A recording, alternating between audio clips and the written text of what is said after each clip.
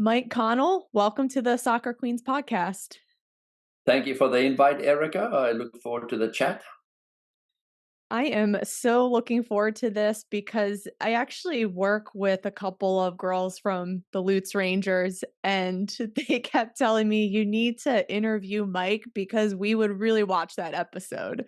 So you have a big fan base for sure. And I know you've played at a high level and you just have an extensive background in coaching. And now you're the director of the Lutz Rangers. So I'm just really curious about your journey into all of this and just how it all unfolded. So why don't you tell the listeners?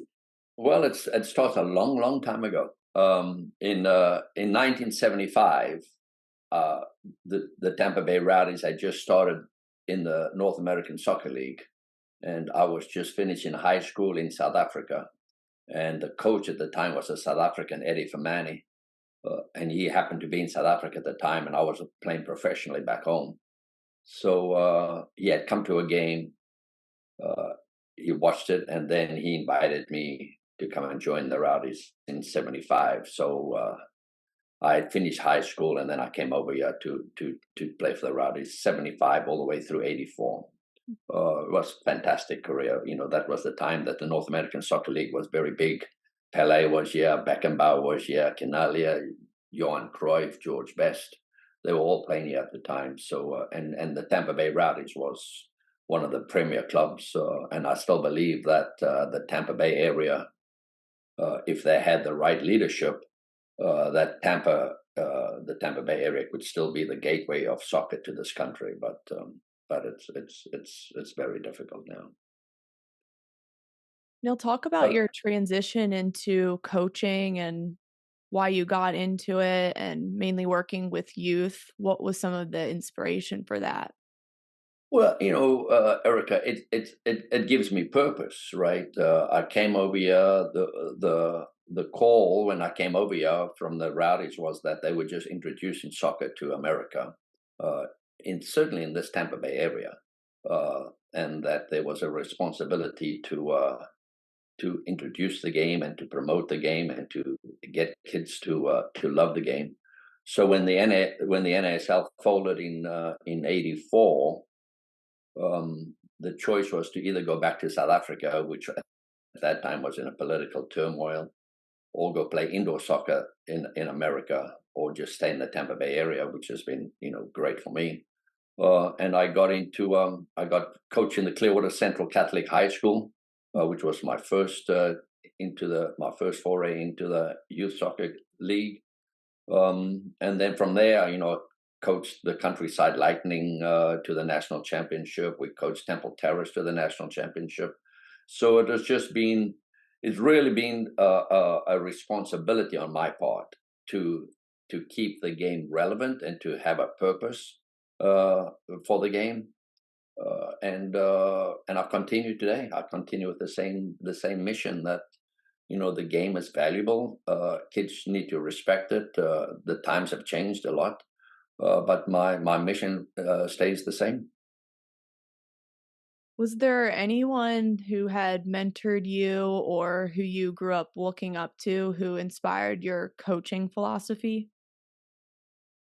It would have to go back to my to in my youth days. We had a gentleman by the name of Mr. Mignonette, who was the club manager, the club director. He did everything for the club.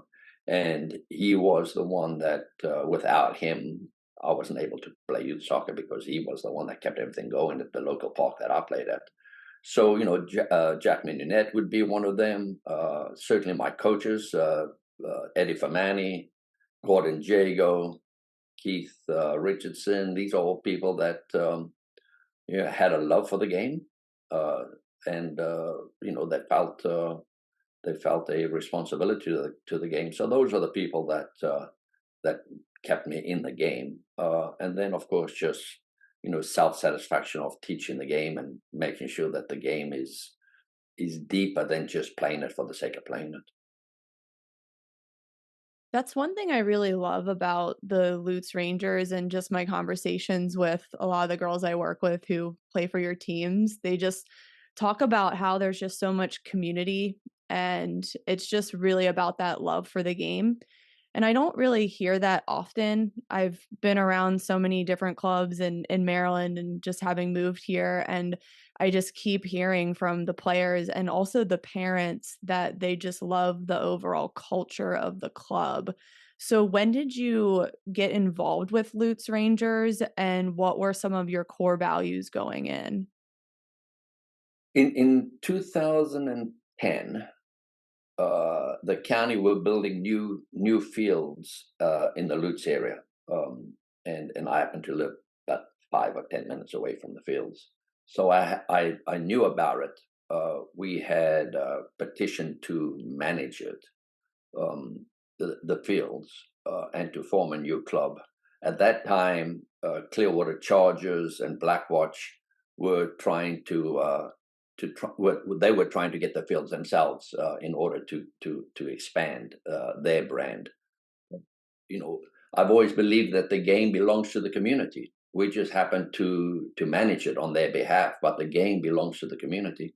And so we protested it, and we fought the decision, and we were able to wrest it from them and start the club. Uh, FYSA, Florida Youth Soccer Association, at the time had a 5 mile rule that you couldn't have a club within 5 miles of an existing club, and we were within 5 miles of multiple clubs at the time. So we affiliated with FC Tampa out of Schönberg. We run independently, but we are part of the FC Tampa family. Just run independently in the Lutz area. But the purpose for starting the club was to try and save, and I use that word kind of flippantly, but it's true, to save the players from being once again just a number in a big club versus being a soccer player and playing the game. Now, since starting the club and until now, how much has the club grown, or have you been able to keep it pretty tight knit? Well, we started off with, I think that our first year we were at 120 kids. Today we max out at 490 kids. So we are maxed out every year. If we had more fields, we would be bigger in numbers, but it would take away from our purpose, which is that the game must first be valued. We are not in the business. We are not in the business of soccer. It's we money does not drive us. Registration fees doesn't drive us. Nothing. The only thing that drives us is the game, and it's easy. We probably leave.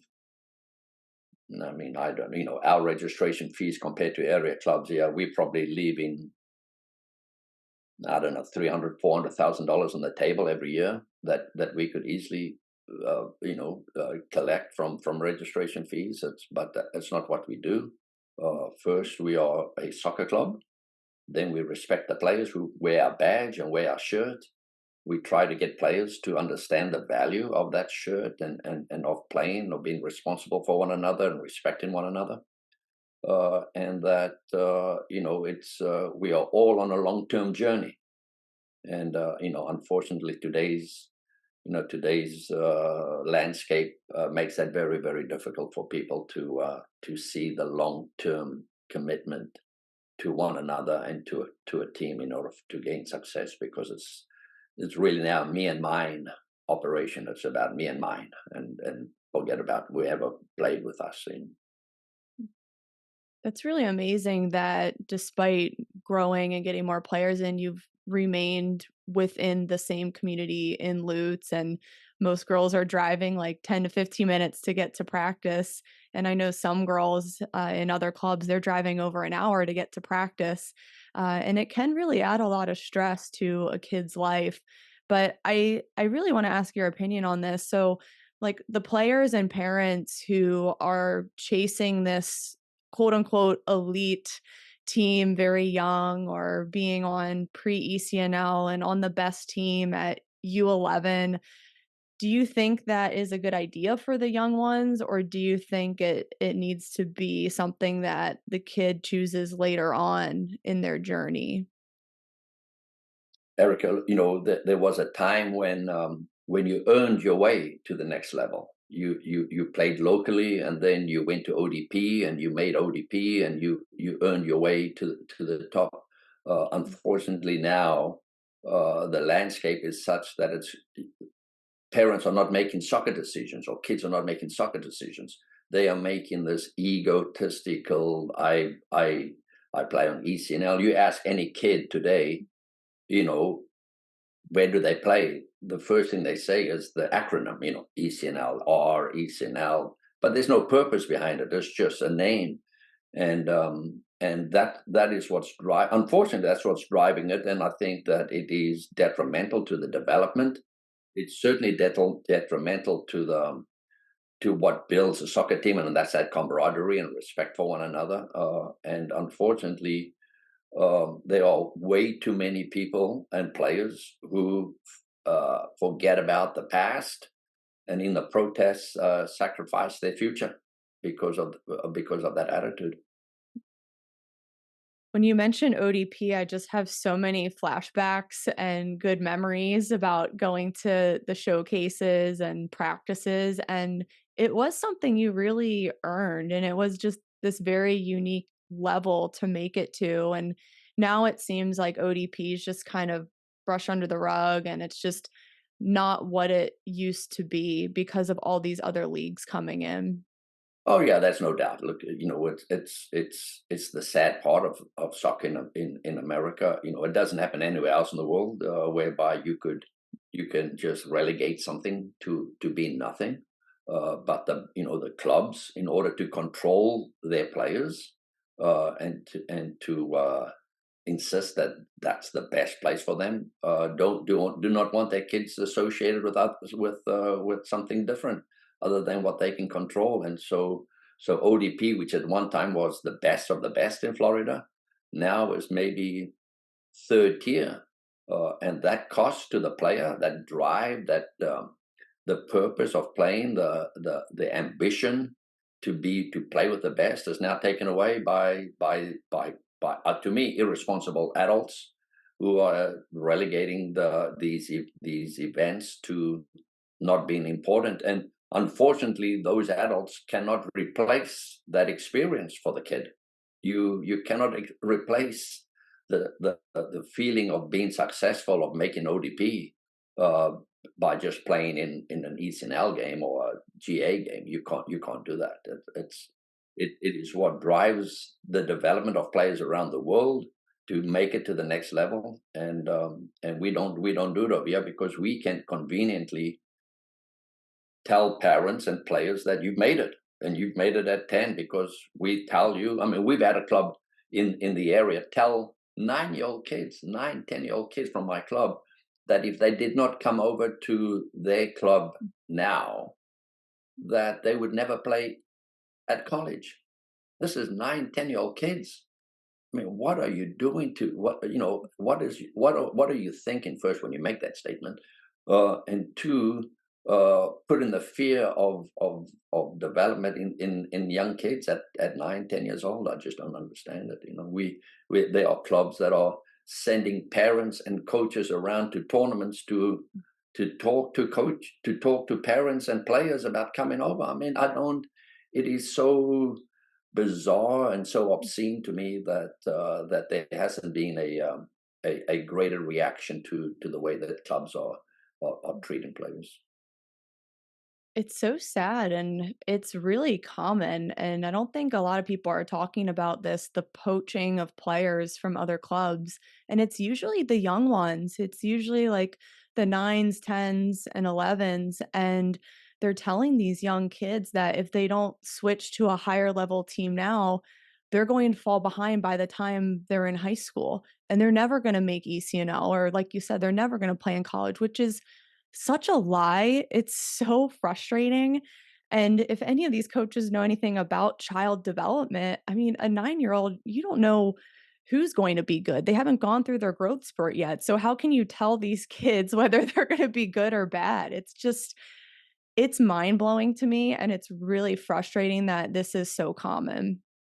Well, and parents have to also take responsibility, Erica. Mm. Parents, and I understand the fear of missing out, and I understand that you want your best for your kids and all that kind of stuff.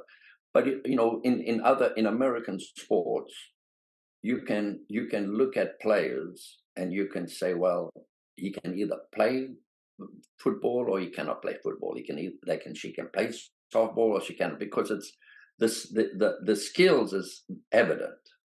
In soccer, you can take a 9 and 10-year-old girl who is mobile or boy and just say, well, you are very, very good, but the development of the game, the understanding of the game, is still years and years away.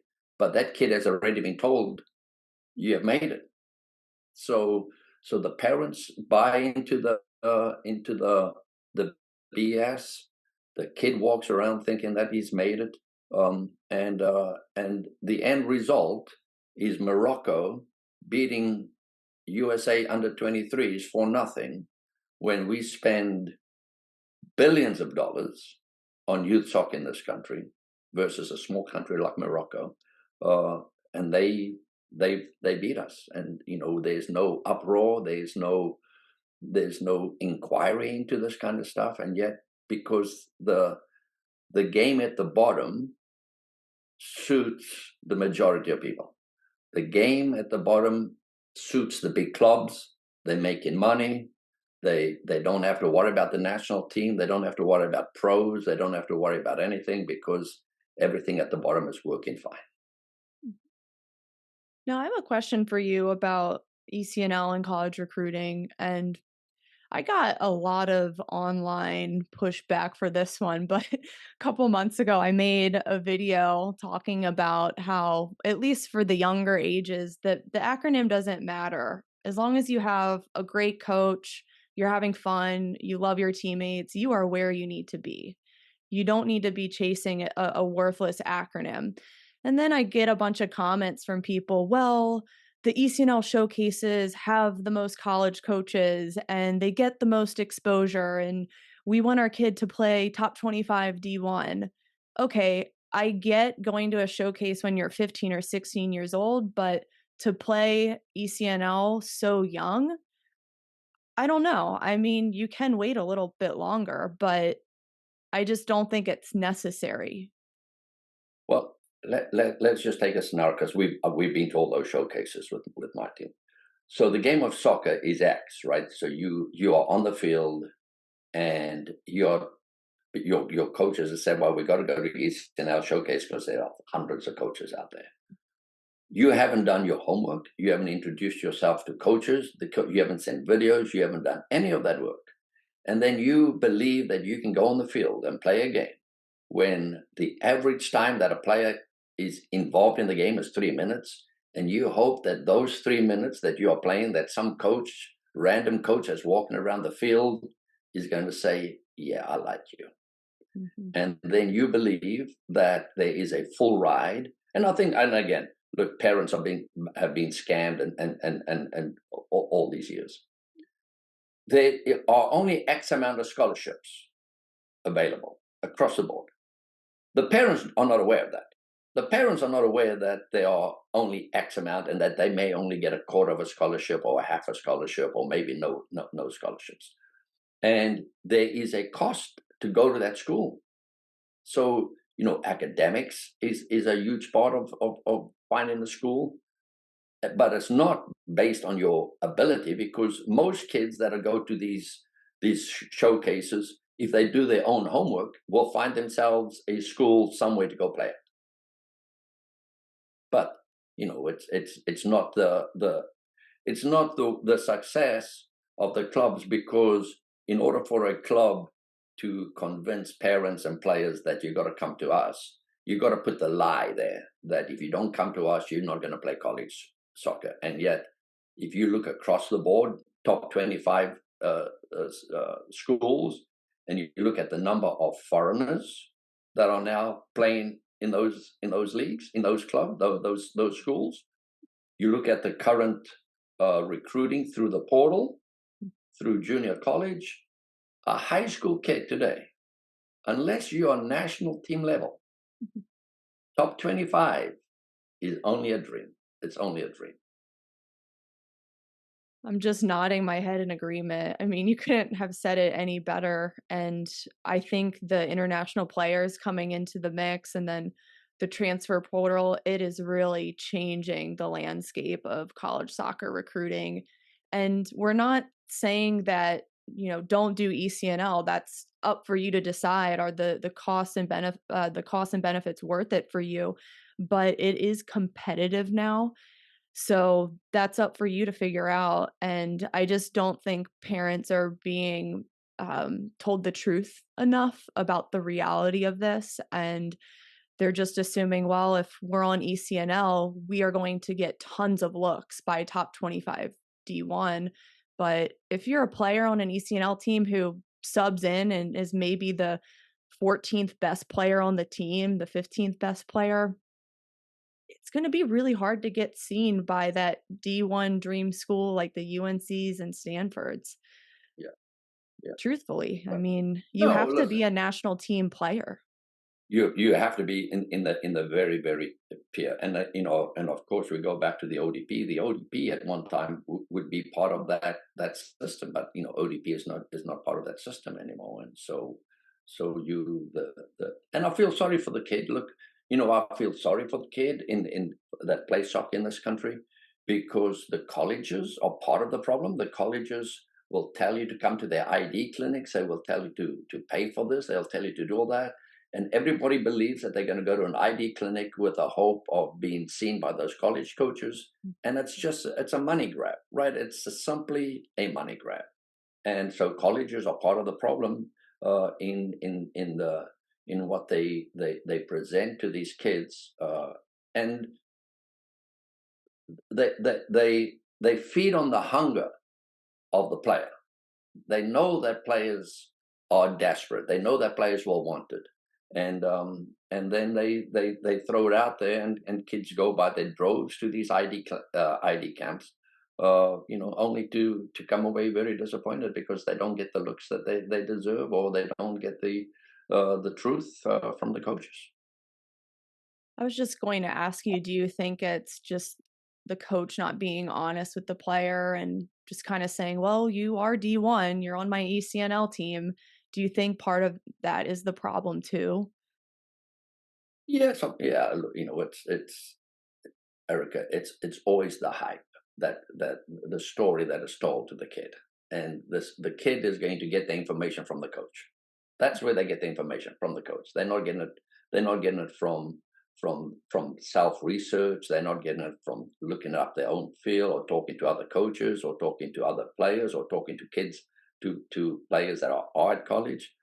So they relied on the coaches to give them the information, and as long as coaches have that power, and parents and players will follow it, it's going to be what it is. It's just what it is.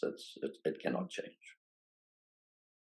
Now with the ID camps, I do see that a lot. Girls will go to like 6 to 8 ID camps in the summertime when that should be your time to either have off and recover from soccer, or maybe do some strength training and something different, or go on vacation. And Correct. it's just crazy with the ID camps because there you are a number. Unless you've talked to the coach before you show up and they know what you look like and they've maybe seen you play before, you're showing up there like just a number if they don't know you.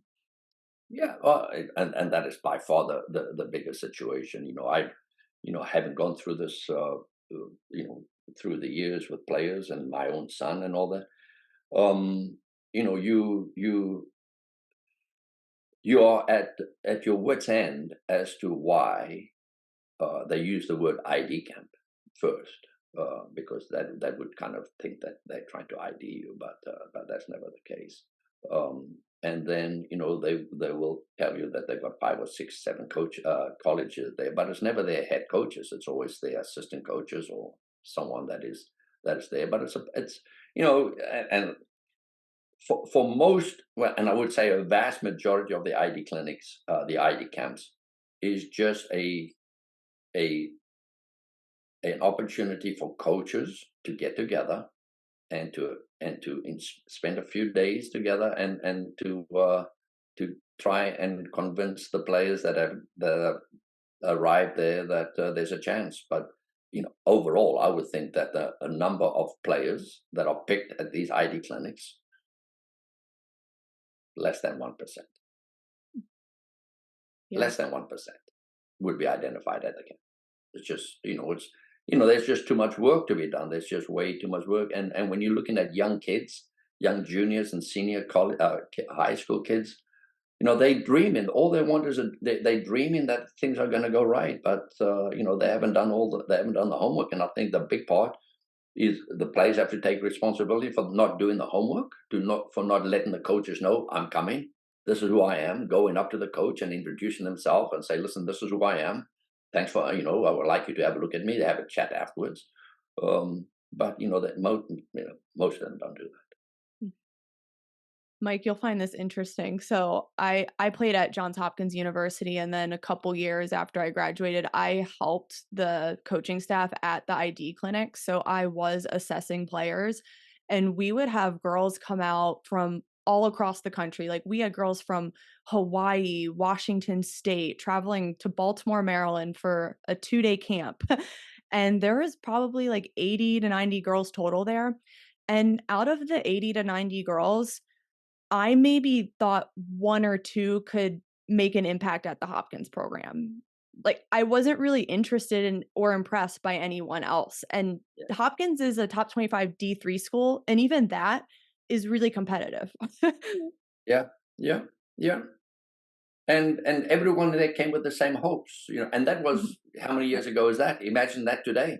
Yeah. Imagine that same environment today when you're up against foreign players, you're up against the portal, you're up against the junior colleges. I mean, I have a college friend who's a head coach, and he told me he came down to the ECNL dude down here at uh, Lakewood Ranch, and he said, I don't recruit high school anymore. He says, I do portal, foreign, Wow. junior college. He says, I Wow. don't have I don't have the time. I don't have the time to take an 18-year-old kid and do it. But it is, and I do believe that NCAA needs to step in here, because you shouldn't have this foreign challenge that is taking away the hopes of kids. You can't say that the MLS you have to have X amount of Americans at the MLS level, and then at the college level you can do whatever you want and not be responsible to develop it. The system at college for soccer could not exist in football or basketball in this country. If they had the same attitude to players, to developing players in football and basketball at college as they do in soccer, you would not have it. You would not have leagues. It's as simple as that. Gosh, it's so crazy that your coaching friend said that they don't take any more high school. That's really crazy to think about. And when I was working at the Hopkins camps, this was back in 2018, so pretty long time ago. Yeah. And now they're taking transfers from D1 programs. Like they had a girl from UPenn come over, a girl from Dartmouth. I mean, it's so competitive now, and I really think parents really need to ask themselves, okay, what do I really want my kid to get out of this? Is it just about playing college soccer? And look, I played college. It was a blast. I love being a college athlete. Like I wish I could go back, and I wish anyone could have that experience, but I also grew up in a time where I just fell in love with soccer, and I actually played rec till age 14, like Alex Morgan. And I truly believe if you are naturally talented, you will get discovered, and you don't have Okay, to. let me stop. Let me just stop you for a minute. The statement that you just made, playing rec soccer till the age of 14, like Alex Morgan. Yeah. Those words should reverberate through every parent who's involved in soccer. Everyone should just feel the fact that there is no missing out, because Alex Morgan and Erica Suda did it. They did it. Mike, So I've why? said it so many times on my podcast. People know my story. I've written about it in my female athlete books, and I feel people, it just goes in one ear and out the other. And No. it's the times, Erica. It's unfortunately, and of course, nobody will admit that it didn't work out.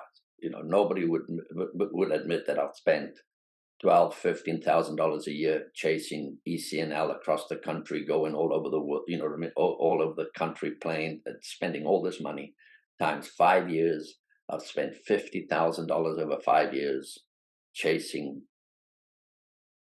what? Chasing what? You can't say, well, it was worth it.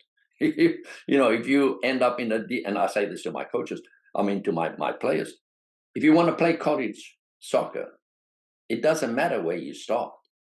If it's a D3 school, if it's in IA, if it's in Ohio, if it's in Utah, if it's in Wyoming, it doesn't matter where you start.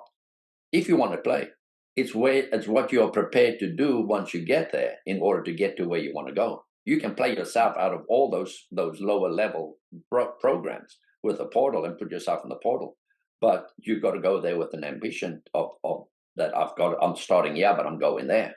But unfortunately, most, well, certainly the vast majority of players want to play in the top schools.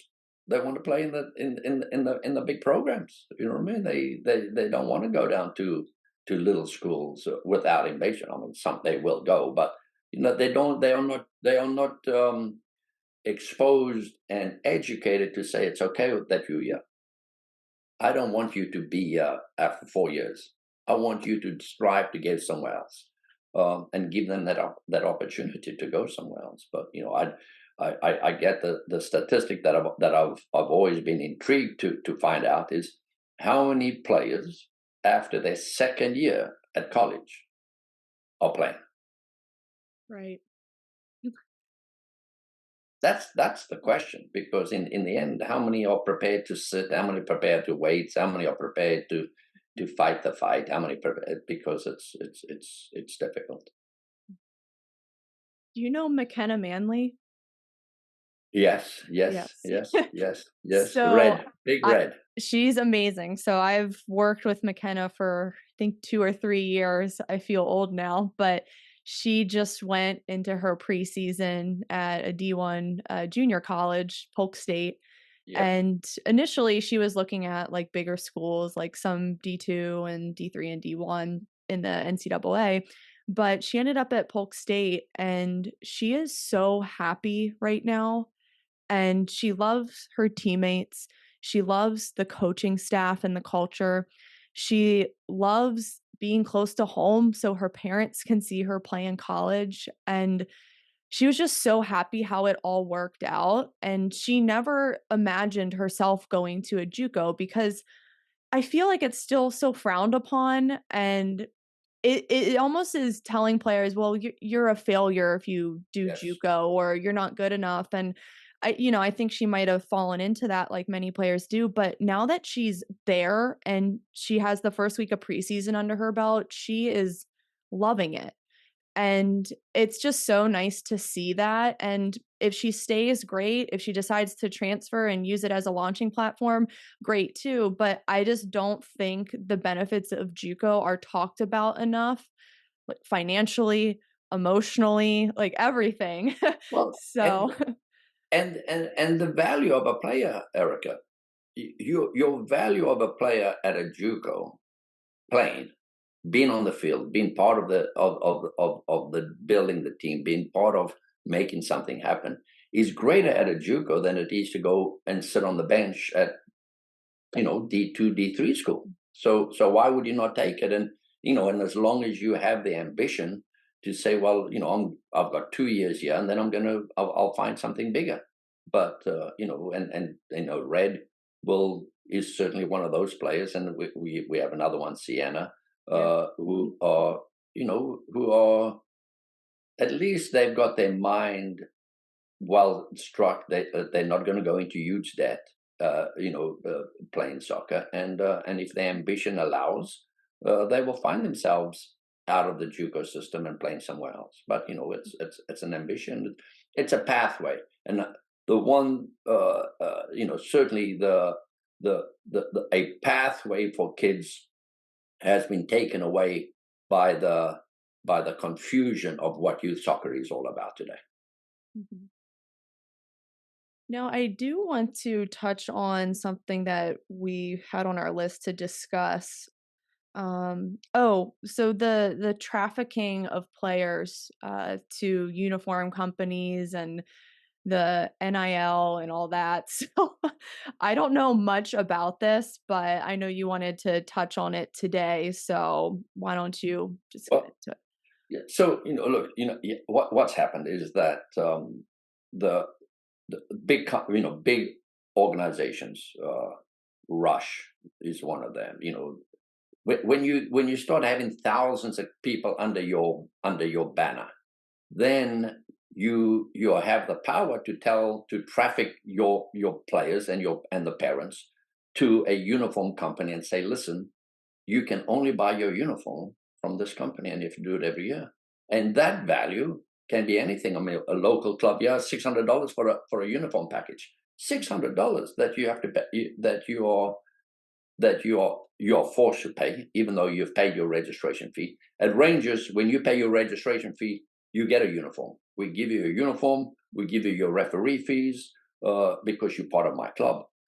We don't take, but you have clubs that will traffic their kids to distributors and to uniform companies. And in the process, individuals at those clubs and clubs are getting back $200, $300 per uniform that is coming back to the club, in kickbacks and stuff. And parents are unaware of that. Parents are unaware that there is a quid pro situation, that you bring me the players and I'll give you X. It's no different than tournaments. Clubs will have an agreement, a reciprocal agreement that says you bring X amount of teams to my tournament and I'll bring X amount of teams to your tournament. Again, it's just simple trafficking of your kids for financial benefit in exchange of getting money from someone else. So, and parents are they are afraid to say no. I'm not going to Atlanta at 10 years old because for fear that I'm going to lose out or I'm going to fail. So they don't do anything. The coaches are benefiting because they're getting paid to do that, and they're getting their stipends, and they're getting their per diem, and they're getting everything. In it's so parents are once again are being put in a situation, not but not unknowingly abetting and aiding in this the trafficking of their kids to uniform companies across the board. And once you've got them locked in, you've got them locked in. They're going to do whatever you want them to do. And it's and once you own the fields, once you have the fields locked up, where can they go? Say, well, I've got all the fields. So where are you going to go? So but it's unfortunately that they find themselves in that situation. But it's across it's big. It's now part of the business of soccer. In that there is plenty of money to be made once you have the kids under your banner. What about the oversaturation of tournaments? Oh, don't even go there. You don't. No, look, these are sad side, and I do believe it is what holds America back from being a great soccer nation, is that it is a business first, and it's a business at the lower levels. Years ago, tournaments used to only be on long weekends, and those tournaments were run by clubs who were fundraising for the club. Well, today they are businesses. That's what they do. They are in the tournament business. They all run tournaments any weekend, every weekend, and unfortunately, again, this goes down to the adults that are involved in the game. They relegate league play. They relegate the purpose of playing in order to go to these tournaments because it's a social gathering. It's a social gathering, and I'm convinced that it's a social gathering for the parents who want to just hang out and their kids go and play. And unfortunately, the value and I know this for sure because I've been around the game for a long time.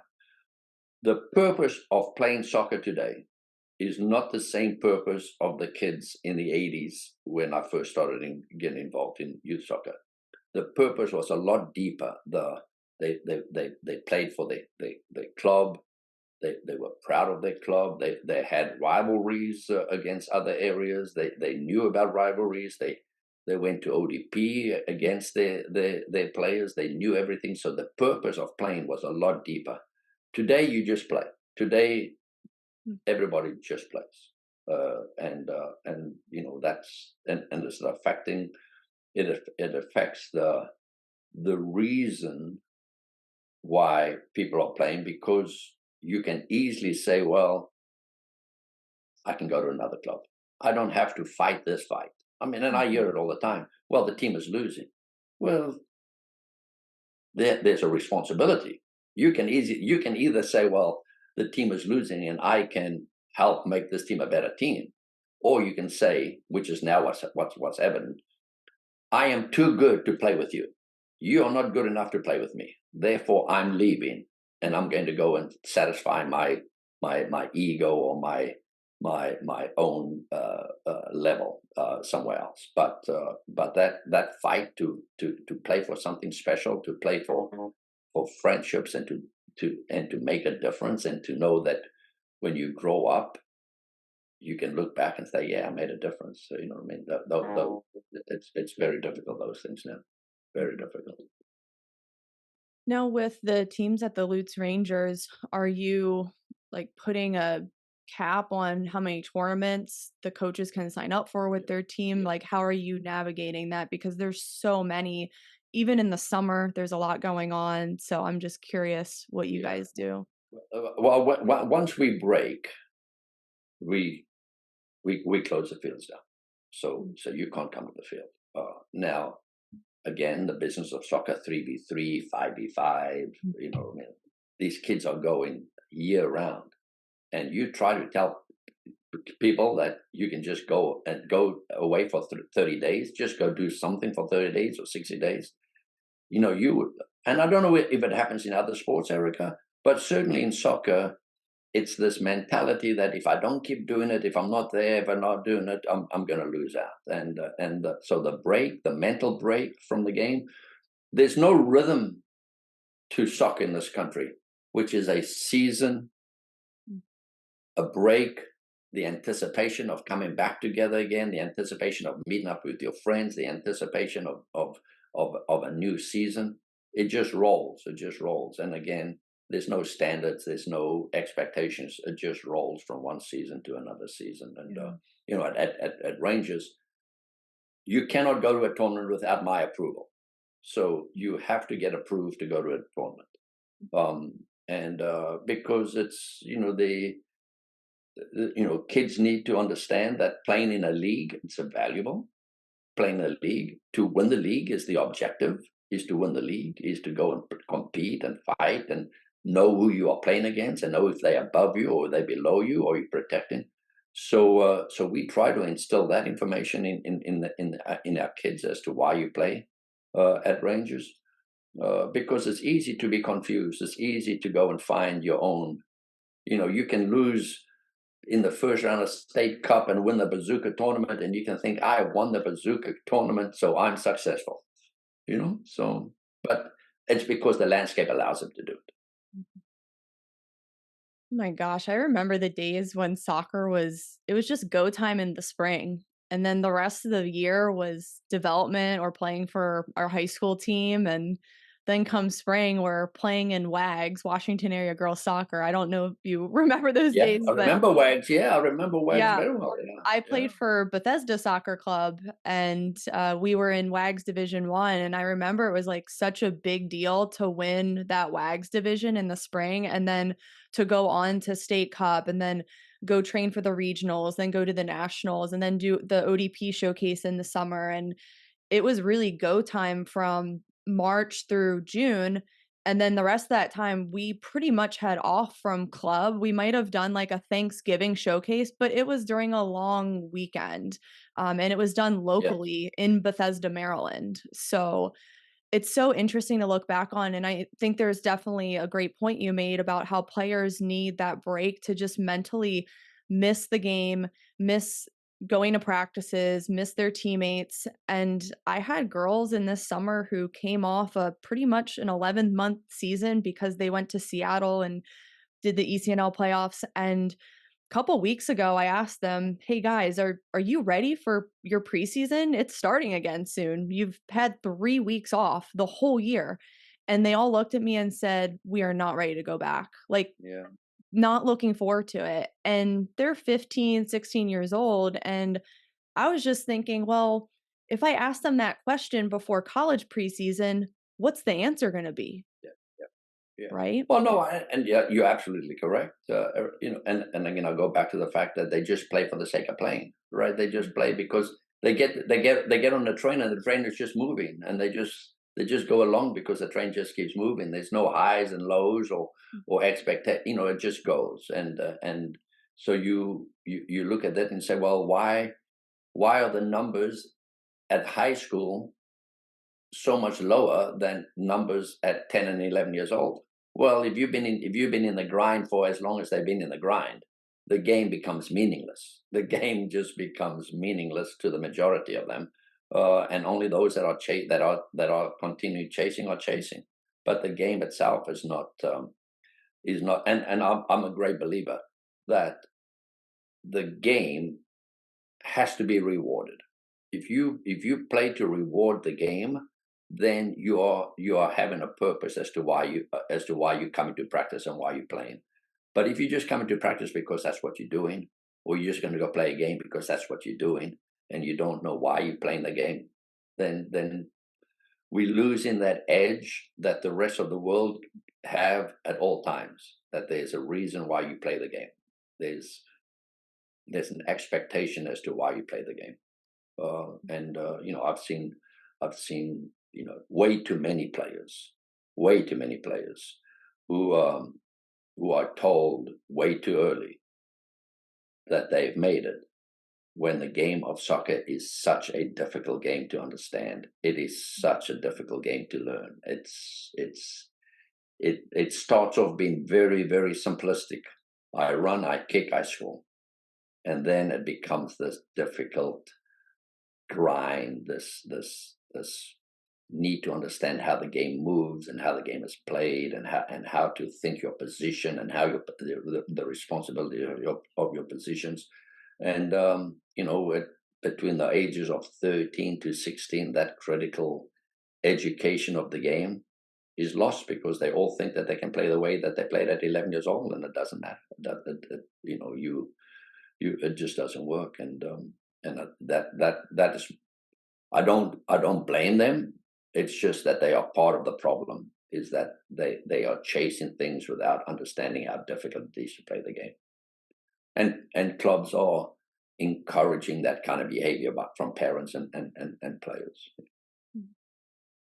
And at the younger ages too. And I think Yeah, that's a good point that you said, that if you're just playing to play and it's just this year-round thing with no recovery or just time away, eventually that game won't be meaningful, and you might even grow to resent it a little bit. And I think a lot of parents of young ones, they just assume they're having fun. I hear it all the time. "Oh, my kid loves it. They love going to 3v3 in the summer and doing it the whole year." And I just ask, "Well, have you actually asked them if they enjoy doing this? Like, have you checked in with them, or are you speaking for them that they Yes. love it? No, I agree. So I have finally come to the conclusion of where the problem starts in soccer in America. From the very start that they start playing soccer, an adult has told them what to do. Mom or dad said, "Let's go play soccer." Say, "Well, we go play soccer." Does he like it? Does he not like it? Doesn't matter. They go play soccer. Now they're in the system. Now the social groups happens.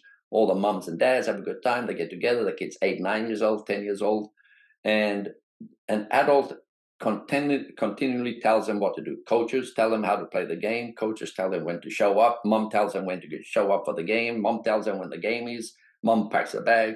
So an adult is doing it all the time.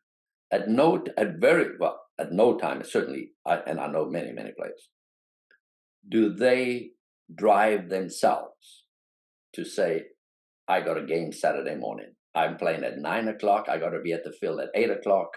I'm playing against such and such a team." It's very rarely that they are driving themselves. And and to your point, very few kids are saying, "I want to go play 3v3." They just find themselves in a team. So they just find themselves in a team, and they go in, and now they go in. I've noticed that too. Yeah, yeah, And that's just what's so sad is I don't think parents are putting the pieces together, because I know some kids as young as 10, 11, 12, girl soccer players who are already getting overuse injuries that should not be happening at that age. Heel pain, knee pain, and persistent pain too. It's not just mhm. pain for a couple weeks, it's going on for months. And they're not putting the piece together. Oh, maybe we need to take a step back from all this and have them recover, or try a different activity that works different muscle groups. Yeah. So, Well, it's so yeah. sad to So see. yeah, and I guess the question is, why is soccer in that state of confusion and continuity? I mean, American football, we share the field with a Lutz football. They Mhm. have a season, they end, they come back, they have the numbers, they play again. Nobody says that we got to keep playing football 12 months a year. Nobody's complaining that there's nothing going on. They're just playing. They're just playing. And there's a season and there's an end. And for some reason, you know, soccer has found itself in this hamster wheel stuff, and the hamster wheel is spinning very quickly, and it's about to come off the rails, I'm afraid.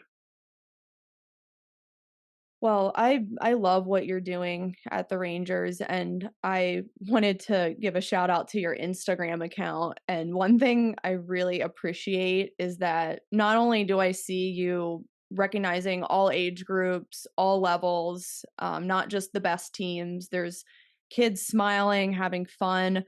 But the one thing that really stands out is you are not posting pictures of kids having signing days with their U10 club team.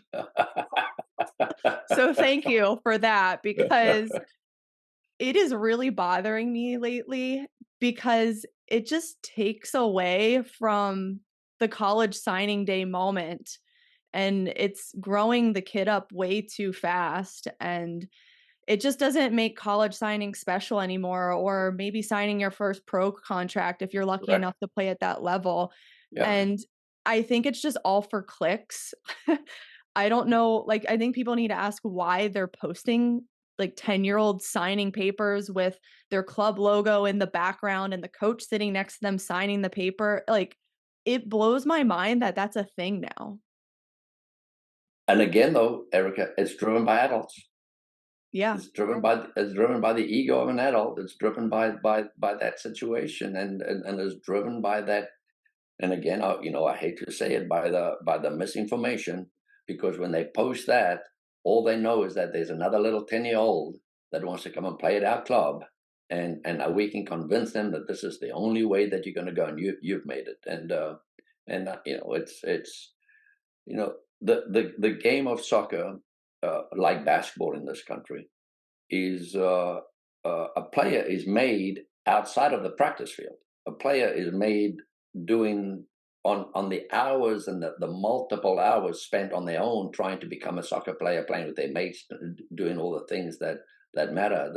The inner city basketball kid is playing basketball on the basketball court every day because he just dreams about playing the game of soccer.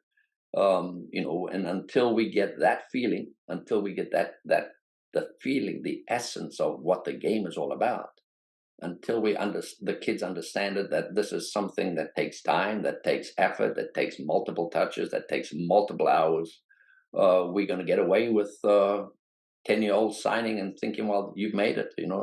I've made it at 10 years old. I don't have to do anything more. I've already made it. Now, I guess to wrap this all up, how are you continuing to spread your message amidst all of this craziness going on and just stay in your values and what you're doing at the Rangers? Yeah, Erica, the mission is simply, and we keep it very simple. We are we exist because of the game, and the game uh, can bring value to a community, can bring value to people's and to people's lives, and to friendships, and as long as we keep the game at the core of who we are, we always believe that we are more than just a club. We are something special. We lose players every year. We lose players, but we don't go crazy. We've never recruited. We never recruit a player from any other club. If you want to play for us and you want to be proud of the badge, you come and play for us. But the game is, and we believe, and luckily I've got a group. I've got coaching staff that is, I mean, on par the best. And I don't have one coach that is coaching because he gets a paycheck. Not one. There's not one. Here's what I know: that if a law came into this said you cannot pay youth coaches, soccer coaches, most clubs in this area will fail because most coaches are there for the paycheck. And I know at my club, the coach will just say, "Well, let's go. We keep going." You know? I know a few So of your coaches, Coach Dave, I'm a big fan of Dave Hemke. He's yeah, fantastic. The girls uh, love him. And yeah, yeah, I've heard only great things. And I just really commend you for what you're doing in the Tampa area and just staying true to your community and just spreading the love of the game. So, Mike, thank you for coming on. I really appreciated this discussion.